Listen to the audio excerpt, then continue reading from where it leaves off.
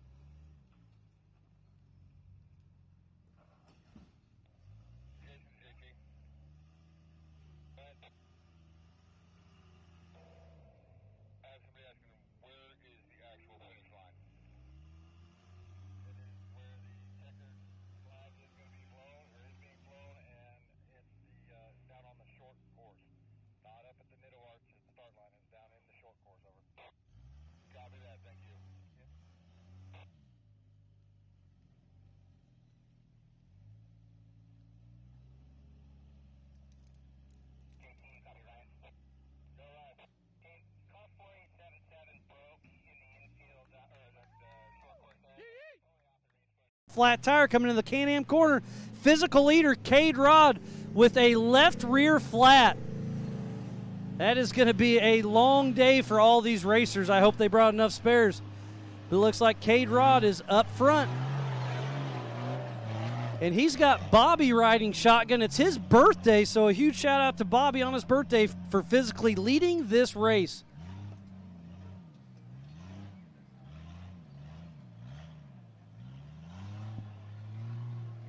We had 26 cars take the start line.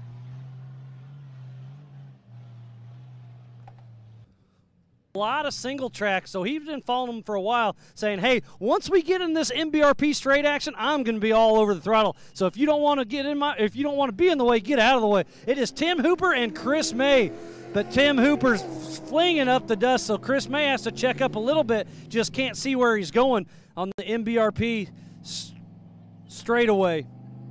There he goes, gets a little clean air, gets back on the throttle as Tim Hooper checks up for the King Shocks Chevron.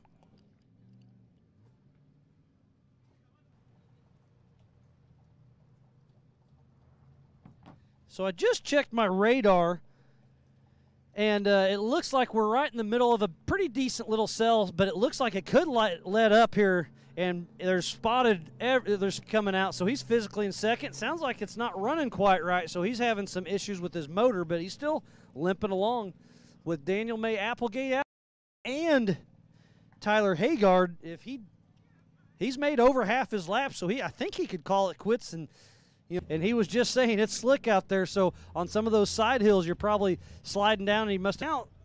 Not sure what's going on. They got plenty of help there. They do get the right front off. What's the co-driver looking at? Because that takes a little bit of time to get him back in the car.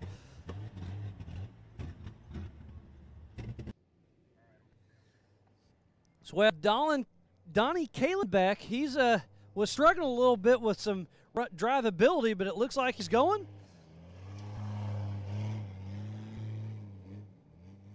It doesn't sound like it's missing as bad. He never really opened it up.